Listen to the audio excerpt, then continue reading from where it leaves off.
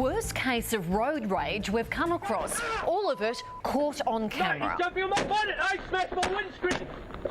So now watch and listen as we ride with an innocent driver who found himself the target of a madman. Neil Dawley reports.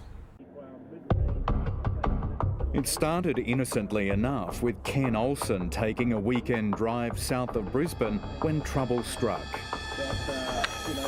Everything was fine, and the next thing I just got rear-ended. I looked up in my rear vision mirror and there's a bloke gesturing and pulling signs at me and going berserk. A camera in Ken's car records what happens next as the driver in the black ute comes into shot, crossing double white lines. At that stage, he just appeared to be coming up beside me so that he could scream at me through the open passenger window. Ken keeps going before the ute appears again, this time on the inside. And he's going berserk at me again, gesturing and pulling signs and things. So I thought, well, I'm not sure this is a good idea to pull over. This bloke seems a little bit unbalanced. Moments later, there's nothing Ken can do to avoid the ute. He's gone onto the grass verge, pulled over straight in front of me, and then immediately applied his brakes. And I had nowhere to go. I just went straight into the back of him, collided with the back of him.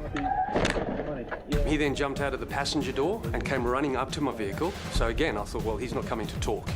He meant business. That's the sound of the man punching Ken's window as he drives off.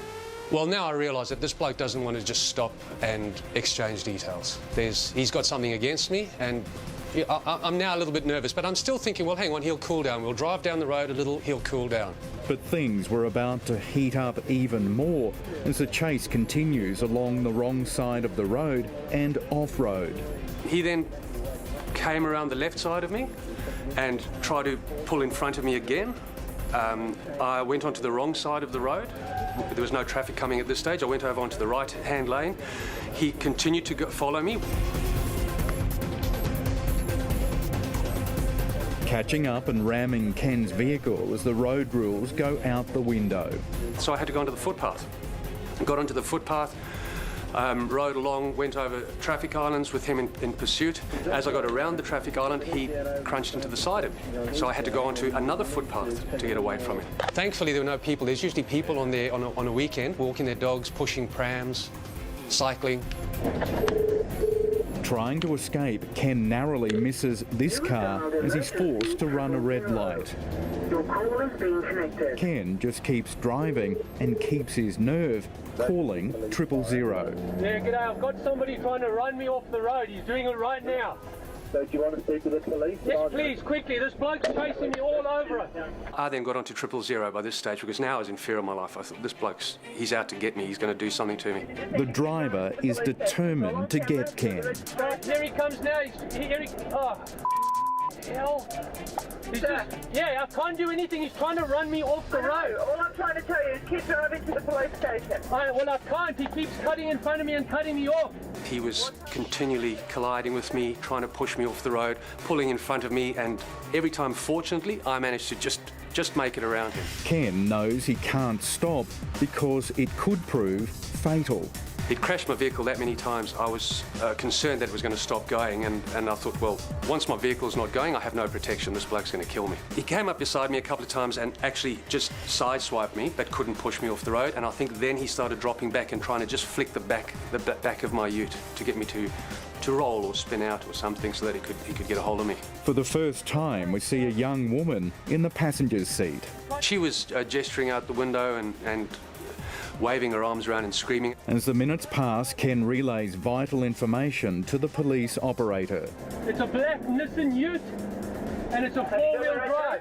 He's running commentary, including the impact the pursuit's having on other drivers. There's traffic chaos here. No, sorry, I'm just a bit wound up. There's traffic chaos here. He's trying everything he can to run me off the road. He's collided with me. There he goes. He's coming in between me and another vehicle, nearly ran the other vehicle off the road. How does this all started? I have no idea. He was behind me. I put my brakes on. He locked up. Here he comes on the roundabout. The chase continues, but is about to reach a dramatic climax. There, he just collided with me twice. He's pushing me into the barrier. You've got to get someone here. This dude is crazy. Here he goes. Ah! Then the moment Ken thought he was going to die. No, he's jumping on my bonnet. I smashed my windscreen. stop your car? No, because he just jumped. I did stop my car. He jumped on the bonnet. He's just smashed my windscreen and he's fallen off the bonnet. He's lying in the road now. He's lying on the road? Yeah, I'm looking in my rear vision mirror. I've driven off. He's lying in the road. Did you just hit him? No, he was on the bonnet and I tried to get away and he fell off.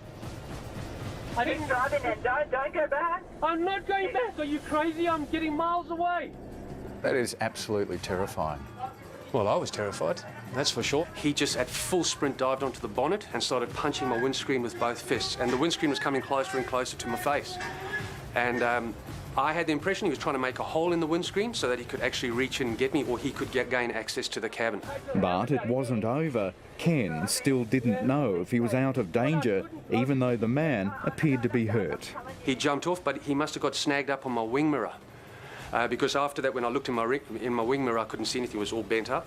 And I think that spun him around, because the next time I looked in my rearview mirror, he was crouched down on the bitumen. Having been rammed at least 7 times and barely able to see through the windscreen, Ken continues driving to the nearest police station.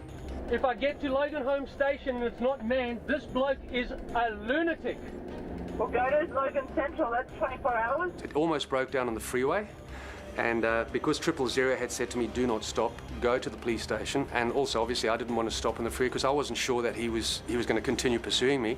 As I drove into the police station, clouds of smoke just came out of the engine and it ceased right there and then. I've never been happier to be somewhere. A former police officer, Ken investigated several road rage incidents over the years, but never imagined he'd be involved in one as violent as this.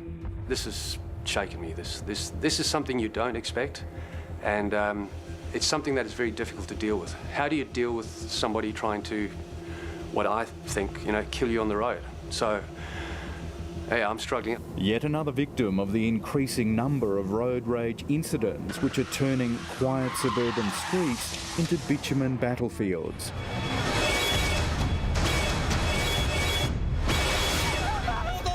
Where angry drivers are lashing out against other road users in sometimes unprovoked attacks like Ken's. I had no choice in this matter.